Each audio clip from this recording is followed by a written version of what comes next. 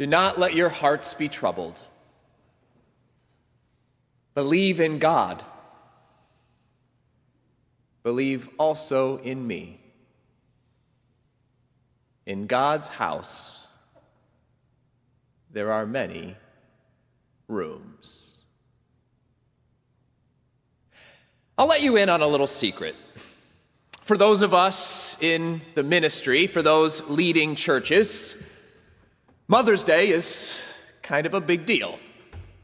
To be clear, it has absolutely no liturgical significance. It's not an official holiday of the church, though it was started by Methodists, as most good things were. Looking at you, grape juice.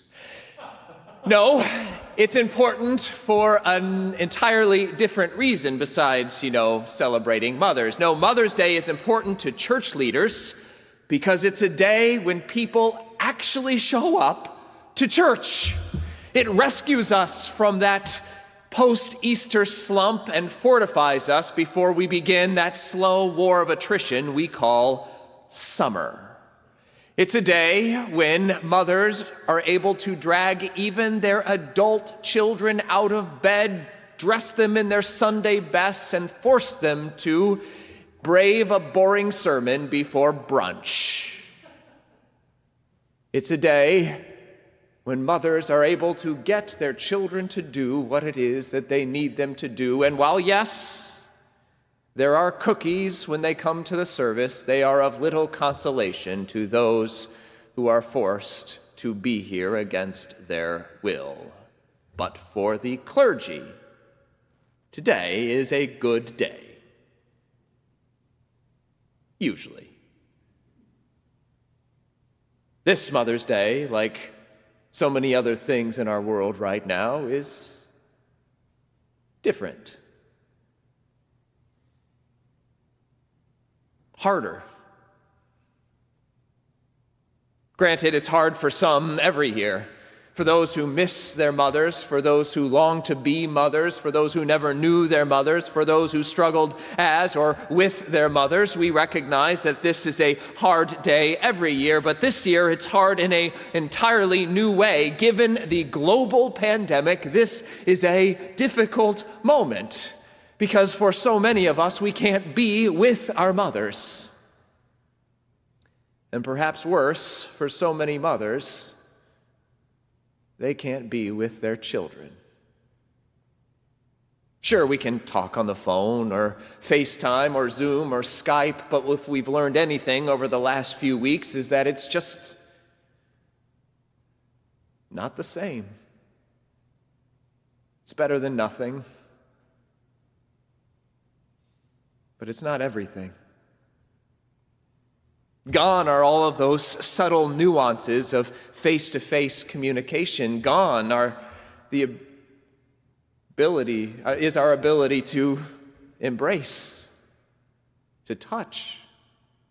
Gone is the freedom to just be. No, this year,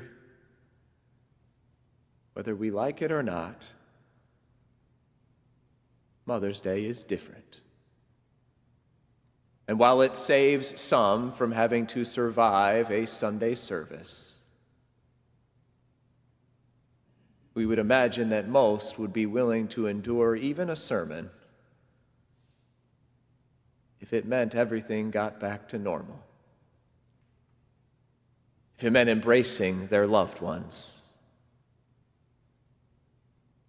if it meant a return to life. But instead, on this Mother's Day, we are stuck at home.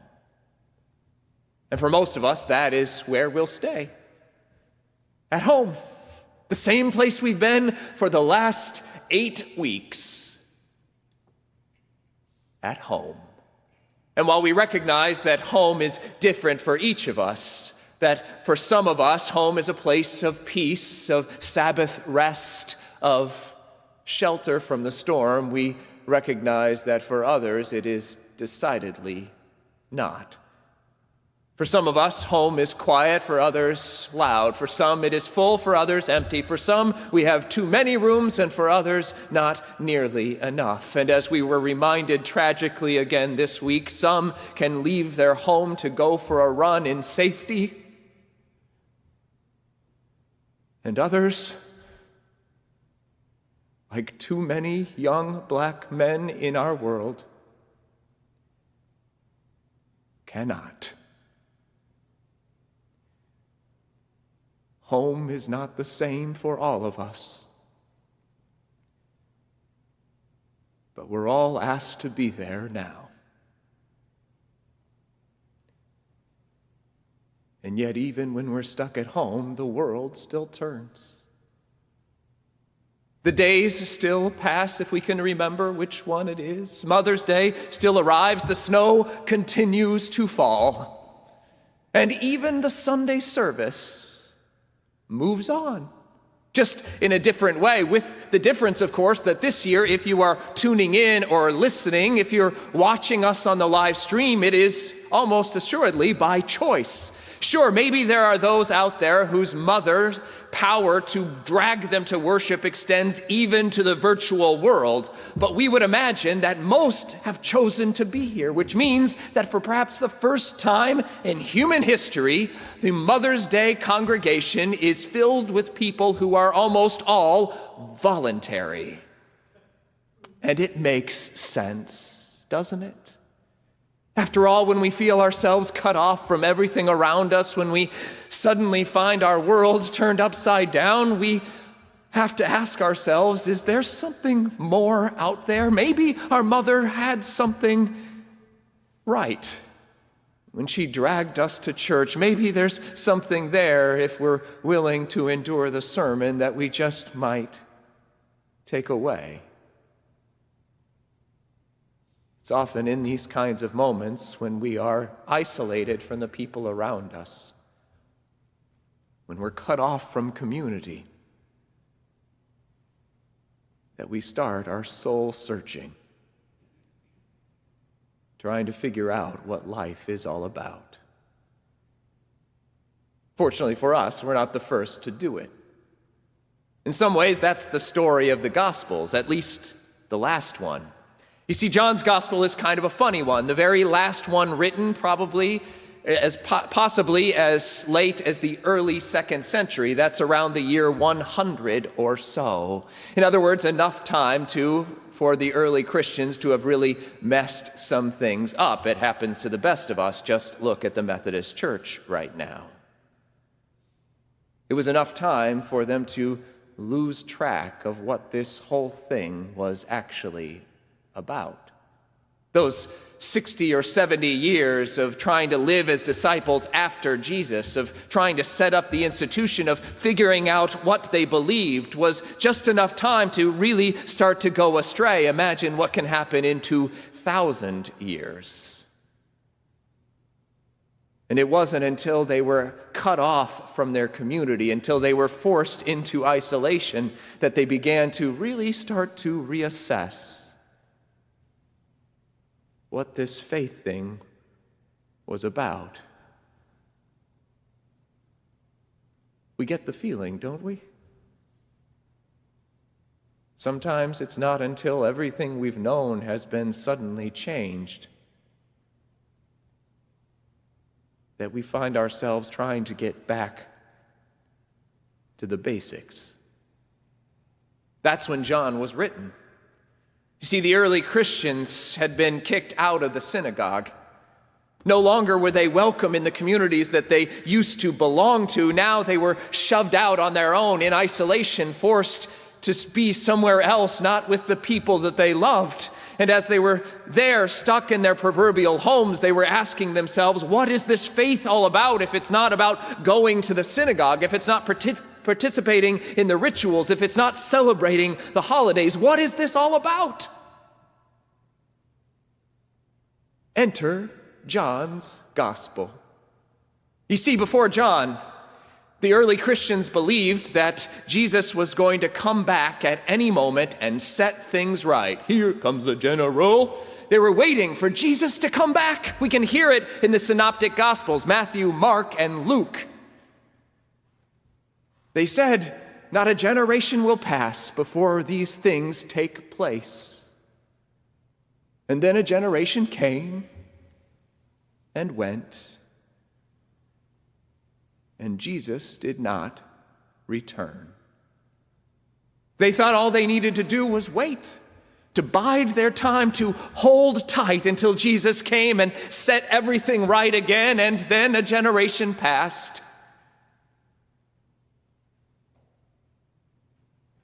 And their world was still dark. Then into their darkness there came a great light. John came to point them toward the light. And if we squint, maybe we can see it too. And if we can't see it, then maybe we can hear it in the passage for today.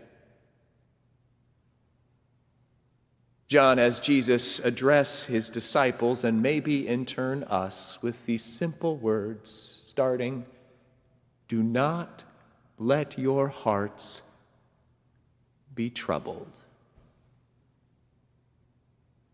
Do not let your hearts be troubled. It's sort of a hard ask right now. After all, this world that we're living in seems designed to trouble our hearts with every news alert, with every new breaking death toll, with everything that we're told on a daily basis. It seems like we can't help but be at least a little troubled at heart.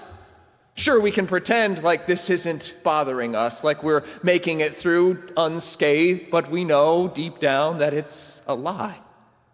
Maybe you felt it, that impatience that has come out of nowhere. Maybe you've felt it, those moments when you just feel emotional, you don't know why. Maybe it's those moments when you just want to sit there, and other moments when you have to do something. It's part of our evolutionary biology, right? Fight, flight, or freeze. It's the way God made us. We can pretend like it's not affecting us, friends. But it is. And unless we admit it to ourselves, to each other, to God on high, it will eat us up. Maybe it means allowing ourselves to cry, or to laugh, or to finally name out loud that which we've been holding inside.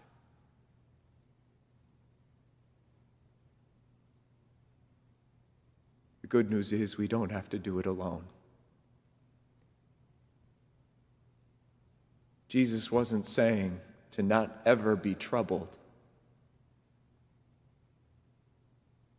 He's saying to not live there. To not let that be the thing that anchors our being. To not let it ground our being. He's saying, do not let your hearts be troubled. Because life is more than our troubles. He says, believe in God. Believe also in me. In other words, you're not in this alone. One of the hard parts of faith is acknowledging, coming to the realization that God doesn't take away the pain in our lives, that God's not causing this, that God didn't want this to happen, that God's heart was the first to break, the first tear to shed every time somebody passes away from this virus, every time we find ourselves in anger in this moment, every time we don't know what else to turn. God is there with us. No, God can't take this away from us, but God will not leave us alone in the midst of it. Believe in God.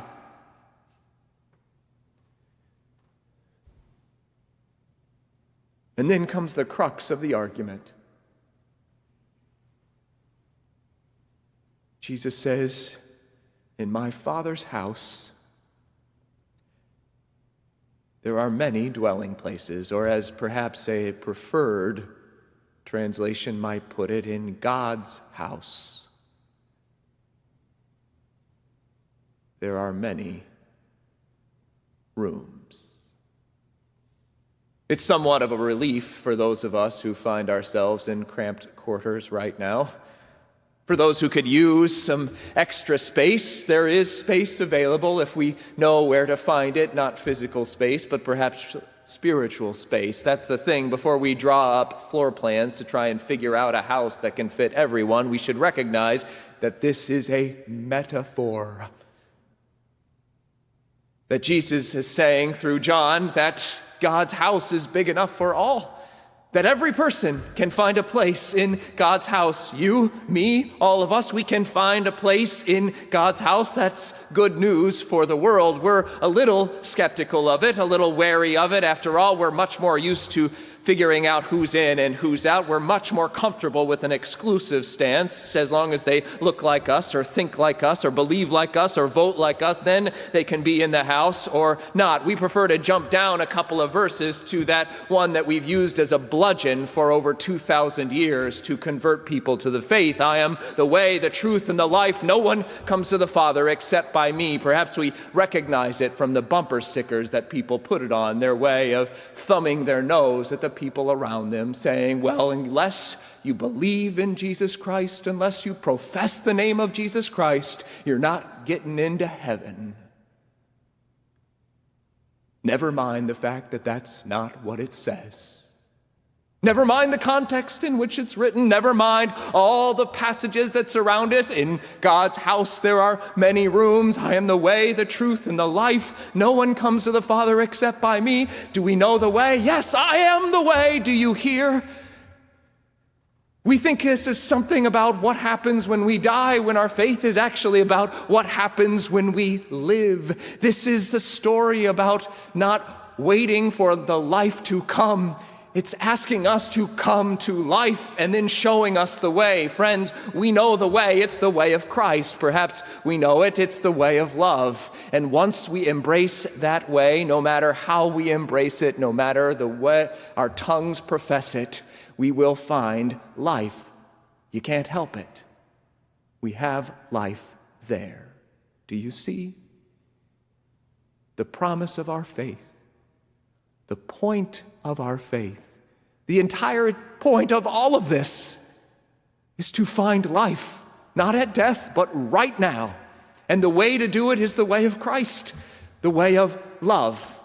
Not the cotton candy, sunshine, platitudinal kind of love, but the kind of love that asks us to stay home when we would much rather leave the house. Sacrificial love. The kind of love that forces us to reach out, not abstract love of all people, as Howard Thurman said. There's no such thing as love for all people, because all of those people have names and needs and desires and wants. Love has to be in the concrete, not in the abstract. And the good news is we can do that even at home. Which means we need not wait to find life. None of us know how long this is going to last, but we know we don't have to wait to find life. We already know how to find it. We know the way. Friends, today is the day in which we celebrate those who brought us life. For some of us, it was our mothers, those who were kind enough to drag us out of bed at least on Mother's Day, force us into some clothing to get to church, to endure a sermon, and maybe it wasn't just to put us through torture. Maybe it was to try and give us something of what they found there. Life. Maybe it was to show us the way. The good news is, even if we didn't have that kind of a mother, each and every one of us have a loving parent who, though we will not see them today, is with us nonetheless. Who will never let us go, and who has already shown us the way. Friends, our job is simple: to love our way toward life and to share it, not with some, but with all, until everyone finds their way home. Do not let your hearts be troubled. Believe in God. Believe also in me. In God's house, there are many rooms. Amen.